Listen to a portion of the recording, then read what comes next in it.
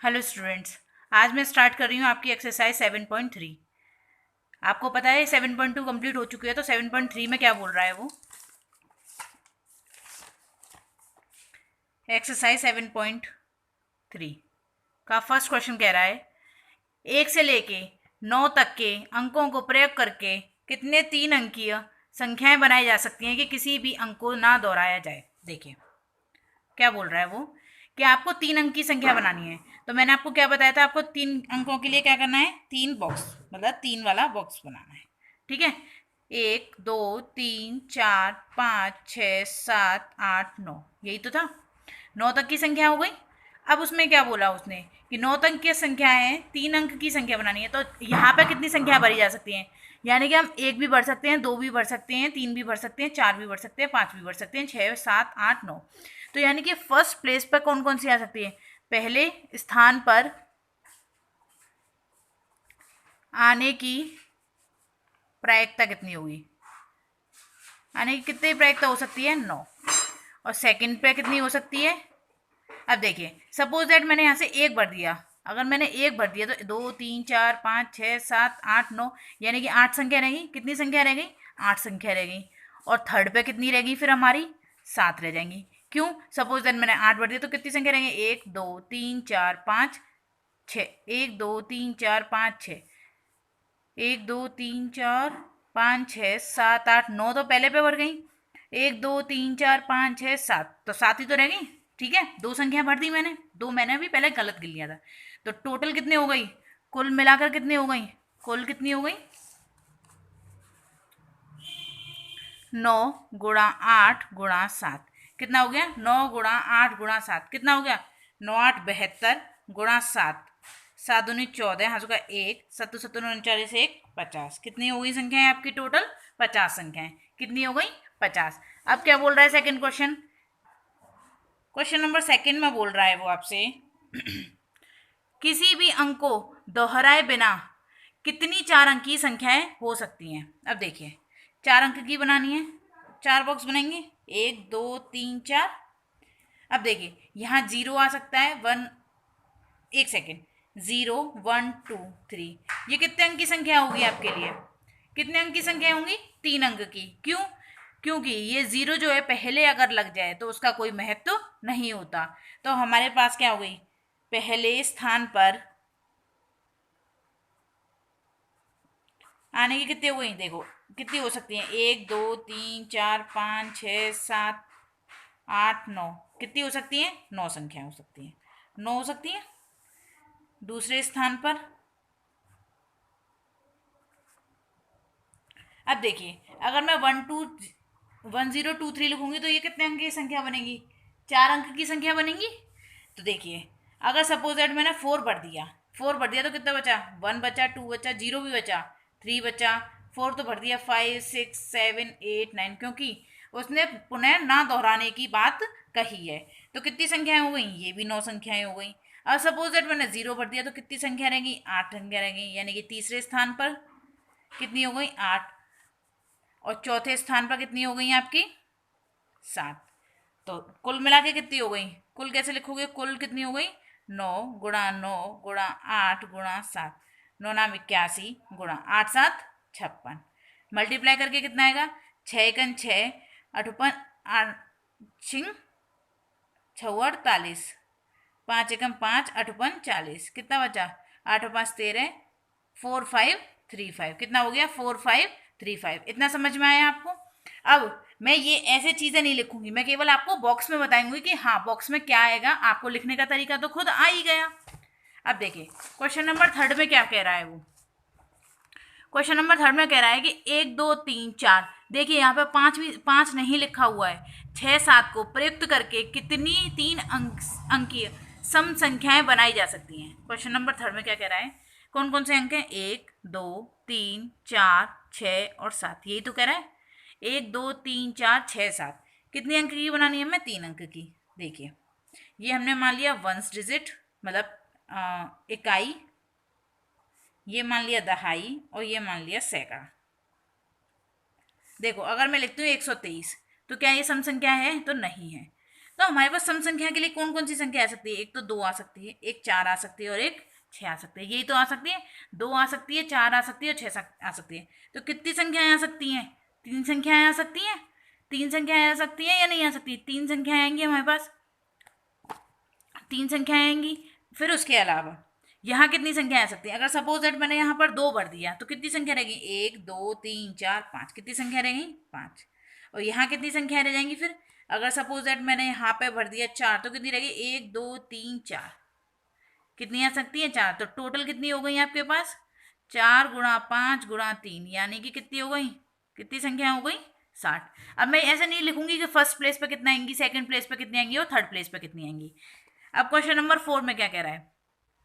यदि अंक है कोई 1 2 3 4 5, 4 अंक की संख्या बनानी है, उनमें से कोई भी अंक नहीं दोहराया गया है। इसमें 2 क्वेश्चन है।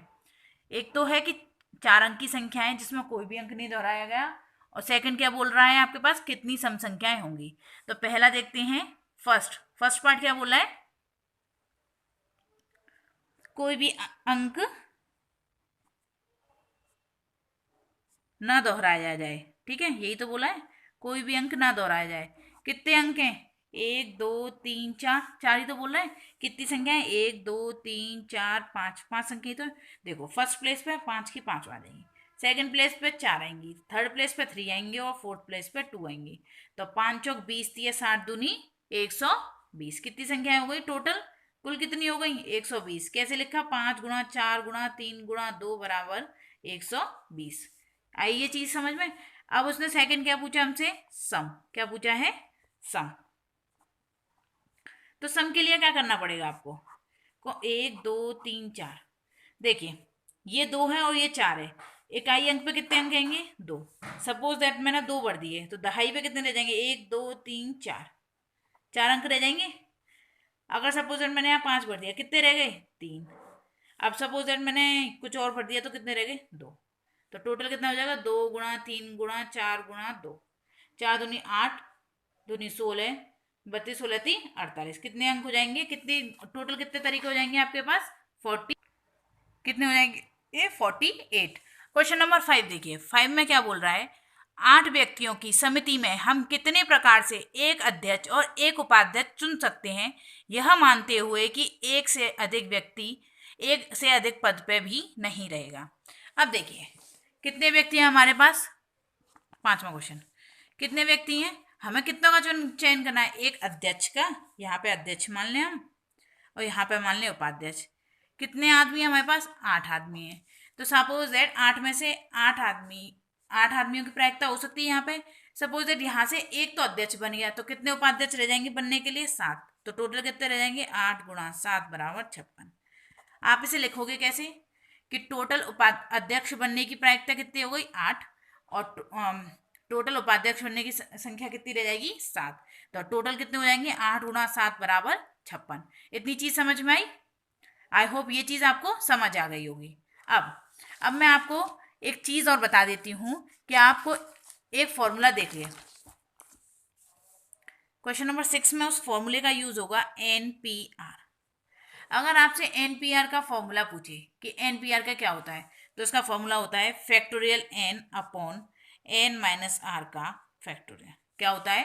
Factorial n upon n minus R का फैक्टोरियल। इतना चीज समझ में आई? अब देखते हैं अगला क्वेश्चन क्या बोल रहा है आपसे। क्वेश्चन नंबर 6 कह रहा है आपसे, देखिए n-1 P3 रेशियो NP4 बराबर 1/9, तो n की वैल्यू ज्ञात करनी है। कुछ नहीं है इसमें। क्वेश्चन क्या कह रहा है? n-1 P3 रेशियो NP4 बराबर 1:9। देखिए इसे लिखने का तरीका देख लीजिए एक बार, हम कैसे लिख सकते हैं। n-1 P3 अपॉन NP4 बराबर 1/9। ठीक है, अब NPR में क्या था? फैक्टोरियल n, तो यहाँ क्या लिखेंगे? Factorial n-1। क्या लिखेंगे? Factorial n-1 upon n minus R. n minus R कितना हो गया? n-1 माइनस 3, यही तो लिख सकते हैं फैक्टोरियल, अपॉन NP4 क्या हो गया? फैक्टोरियल n अपॉन n-4 का फैक्टोरियल इज इक्वल टू 1/9। ये लिख सकते हैं। तो n-1 फैक्टोरियल अपॉन ये कितना हो गया, n-4 ही तो हो गया, -1 और -3, तो यानी कि ये वाला कैंसिल हो गया इससे, ये वाला कैंसिल हो गया इससे। अब जब मैंने आपको फैक्टोरियल 3 बताया था तो 4 इंटू 3 इंटू 2 इंटू 1, या फिर क्या लिख रही थी, 4 इंटू फैक्टोरियल 3, यही तो लिख रही थी, यही तो लिख रही थी मैं। तो अब हम इसे क्या लिख सकते हैं, n मल्टीप्लाइड n-1 का फैक्टोरियल लिख सकती हूँ। क्यों, क्योंकि हम इसमें क्या कर रहे थे, एक घटाकर लिख रहे थे, इज इक्वल टू 1/9। n-1 से n-1 कैंसिल, तो n की वैल्यू कितनी आ गई आपकी, 9। ये चीज समझ में आई आपको, कितनी आई n की वैल्यू, 9। अब सेकंड पार्ट क्या कह रहा है, आप पढ़िए एक बार। 5PR बराबर 6PR-1, तो आपको क्या निकालना है, आपको r की वैल्यू निकालनी है, यही तो निकालना है। क्वेश्चन नंबर 7 का सेकंड पार्ट बता रही हूँ पहले मैं आपको। फर्स्ट पार्ट यहाँ लिख देती हूँ मैं। फर्स्ट पार्ट में क्या बोल रहा है, 5PR बराबर 6PR-1। पहले मैं इसे समझाऊंगी, उसके बाद इसे समझाऊंगी, ठीक है। 5PR को क्या लिख सकते हैं, फैक्टोरियल 5 अपॉन 5 माइनस आर का फैक्टोरियल बराबर फैक्टोरियल 6 अपॉन 6 माइनस r-1 का, r-1 क्या हो जाएगा, ब्रैकेट में लिखा जाएगा, क्यों माइनस में लिखा हुआ है फैक्टोरियल, ये चीज लिख सकते हैं। फैक्टोरियल 5 अपॉन 5 माइनस आर का factorial is equal to 6 multiplied by factorial 5 upon 6 minus R plus 1 का फैक्टोरियल, यही तो लिख सकती हूँ मैं। फैक्टोरियल 5 अपॉन 5 माइनस आर का factorial is equal to factorial 5 से तो फैक्टोरियल 5 कैंसिल कर सकते हैं, इसे हम लिख सकते हैं यहाँ पर 1, 6 अपॉन 6 माइनस आर माइनस, तो 7 माइनस आर लिख सकती हूँ मैं इसे, फैक्टोरियल 6 माइनस आर लिख सकती हूँ। अब देखिए 1 अपॉन 5 माइनस आर, -1 करूंगी तो कितना होगा, 4 हो जाएगा। तो हमें क्या करना पड़ेगा, 5 माइनस आर का factorial is equal to 6 upon 7 minus R बाहर निकाला, 6 माइनस आर बाहर निकाला। ये चीज समझ में आई आपको, ये चीज समझ में आई आपको। तो यहाँ पे क्या रह जाएगा, 5 माइनस आर का फैक्टोरियल, 5 माइनस आर से 5 माइनस आर का कैंसिल। अब देखिए 7 minus R 6 minus R is equal to 6। अब इसे सॉल्व करेंगे, 6×7=42 minus 7r minus 6r plus r² बराबर 36, sorry 6, 42 minus 6×6=13, 13r plus r² बराबर 6। ये क्या बन गया आपका, द्विघात समीकरण बन गया। तो 42 में से 6 गया तो कितना बचा, पहले लिखेंगे r² माइनस 13r प्लस 42 में से 6 गया तो कितना बचा, 36 बराबर 0, यही तो बचा। अब क्या करेंगे हम इसके करेंगे हम गुणनखंड, r² minus 9r plus minus 4r plus 36 बराबर 0। तो r माइनस 9 माइनस 4 कॉमन लिया, r माइनस 9 बराबर 0। तो r की कितनी वैल्यू आई, दो वैल्यू आई, 4 और 9, दोनों वैल्यू ही सही होंगी हमारे, दोनों वैल्यू ही सही होंगी। अब देखिए सेकंड में क्या बोल रहा है, 5PR क्या लिख सकते हैं हम, फैक्टोरियल 5 अपॉन 5 माइनस आर का फैक्टोरियल, ये लिख सकते हैं। ये जो 2 लिखा हुआ है ये हमारा आगे जैसे हम 2p लिखते हैं ना, अगर p की वैल्यू 3 दी हुई है तो 2 इंटू 3, ऐसे ही ये 2 आगे लिखा हुआ, मल्टीप्लाई लगाएंगे, factorial 6 upon 6 minus R minus 1 का फैक्टोरियल। ये चीज समझ में आई।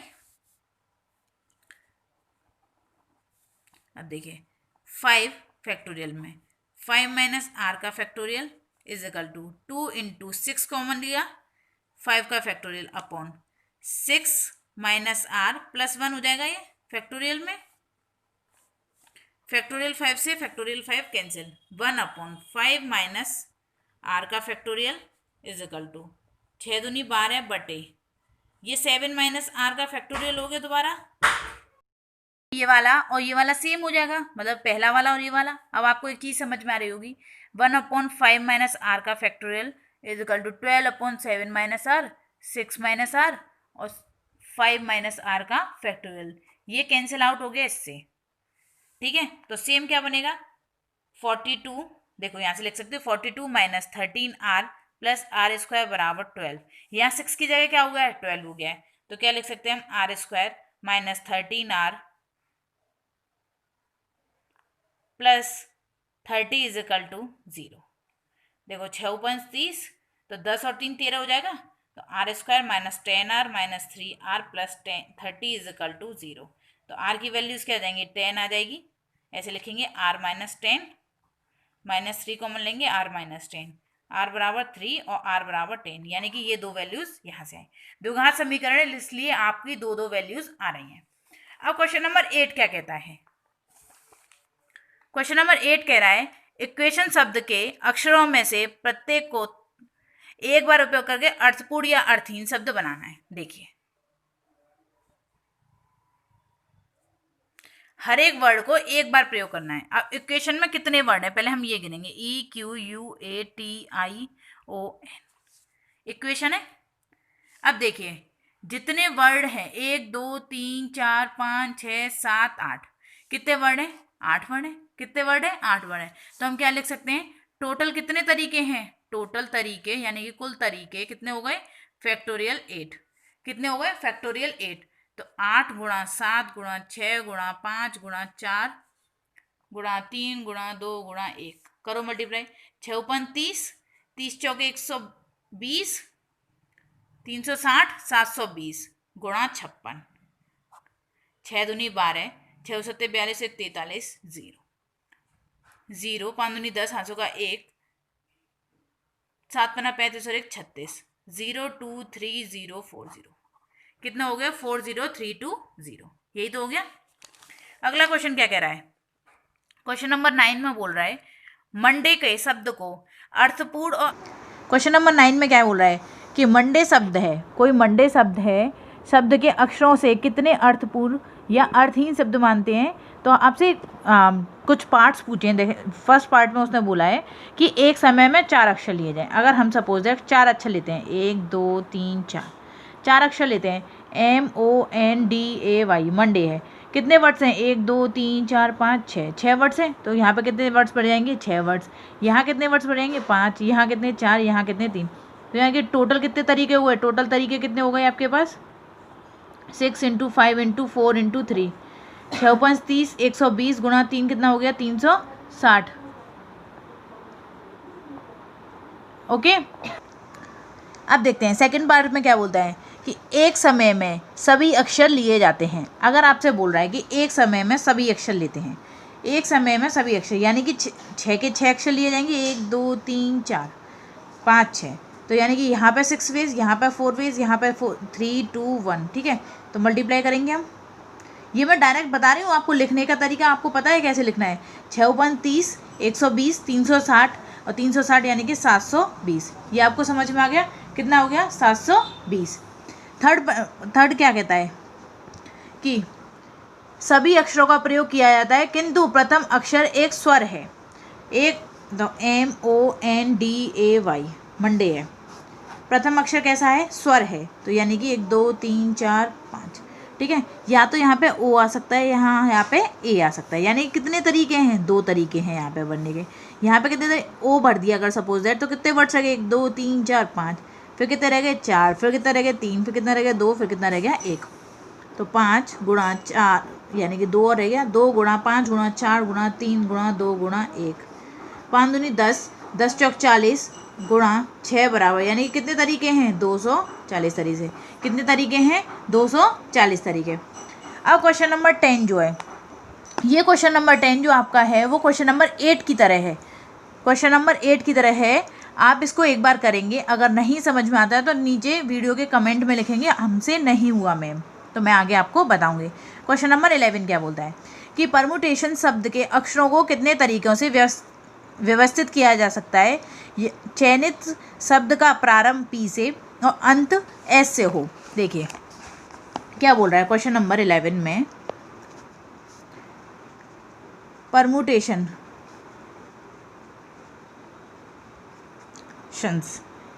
कितना वर्ड, कितने लेटर्स है। पहले तो हम ये लिखेंगे टोटल लेटर्स कितने हैं, टोटल वर्ड्स यानी कि कुल शब्द कितने हैं हमारे पास। 1 2 3 4 5 6 7 8 9 10 11 12। पहले तो वर्ड्स नहीं लिखेंगे, लेटर्स लिखेंगे। कितने हैं? 12। कितने लेटर्स हैं? 12। 1 2 3 4 5 6 7 8 9 10 11 12। 12 लेटर्स हैं हमारे पास। अब हम क्या करेंगे? 12 क्या बनाएंगे?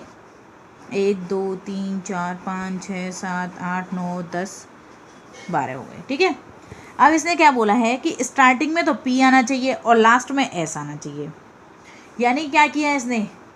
इसका और इसका पोजीशन फिक्स कर दी। तो यहाँ पर कितने वेज हैं? 1 वे। और यहाँ पर कितने वे हैं? 1 वे। अब कितने लेटर्स बचे हमारे पास? 12 में से 2 गए तो कितने लेटर्स बचे? यानी कि 10 वेज हैं। यहाँ पे कितने हैं? 9 वेज हैं। यहाँ 8 7 6 5 4 3 2 1। आप मल्टीप्लाई करेंगे। 10 मल्टीप्लाइड 9 मल्टीप्लाइड बाई 8 7 6 5 4 3 2 1 90। 8 7 56 6 5 30 4 तिया 12 और 2 एकन 2। 12 दूनी 24 24 तिया 72 720।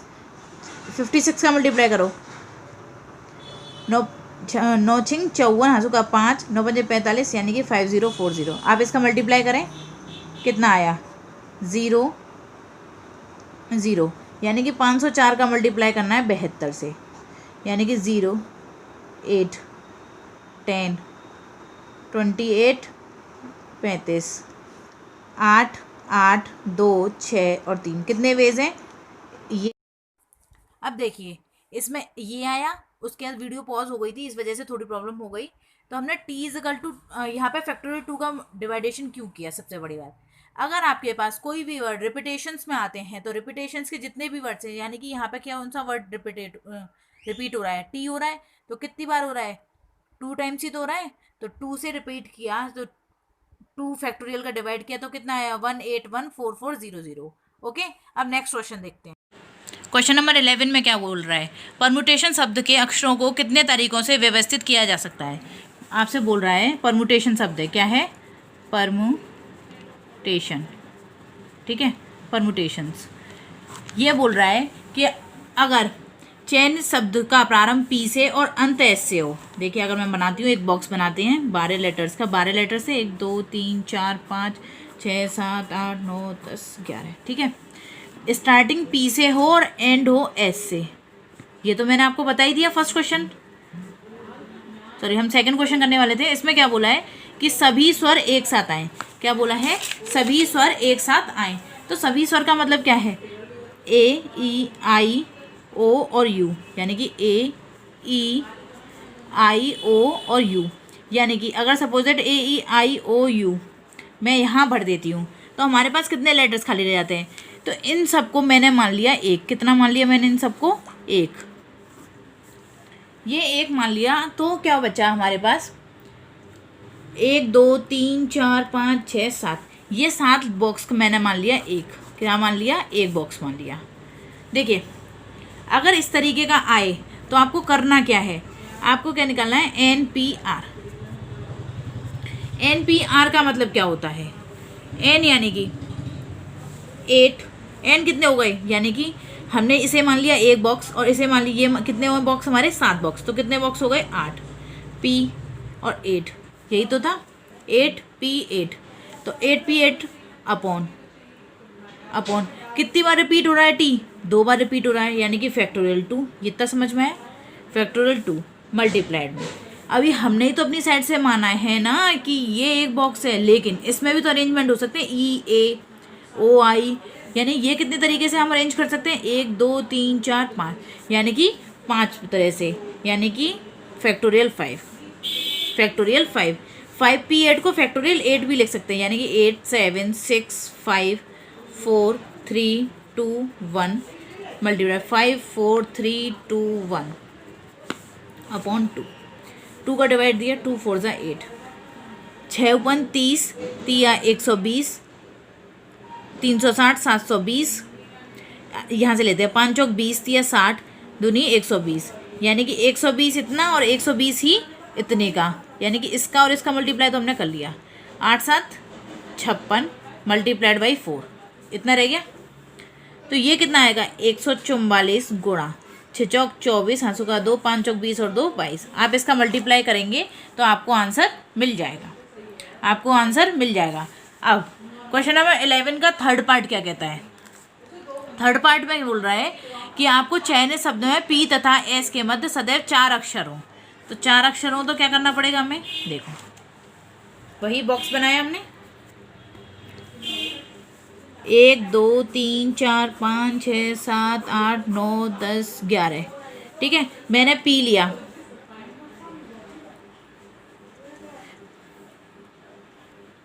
मैंने पी लिया तो 1 2 3 4 यानी कि पी और एस के बीच में 4 लेटर्स होने चाहिए। ठीक है, पी और एस के बीच में 4 लेटर्स होने चाहिए।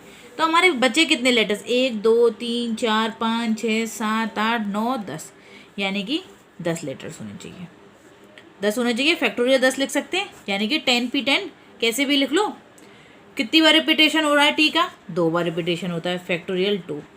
अब एक चीज़ बताइए मुझे, मैं पी को यहाँ भी ले सकती थी, एस यहाँ आ जाता, पी को यहाँ लेती एस यहाँ आता, पी को यहाँ लेती एस यहाँ आता, पी को यहाँ लेती एस यहाँ आता, पी को यहाँ लेती और एस यहाँ आता।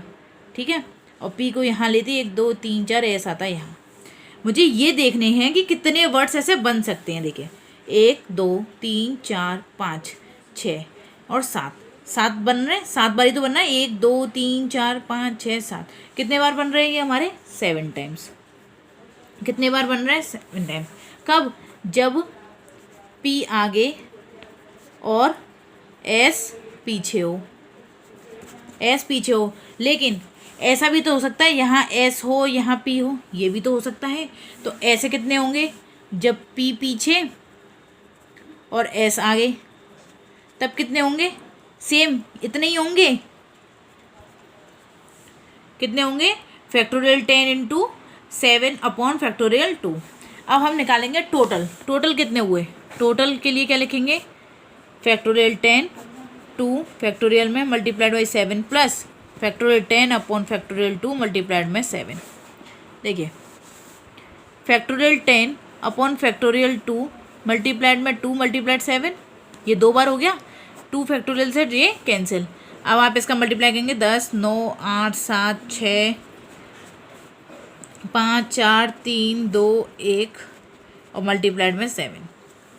आप इसका मल्टीप्लाई करेंगे और आपका आंसर आ जाएगा। आज आपकी एक्सरसाइज 7.3 कंप्लीट हो गई। Thank you so much.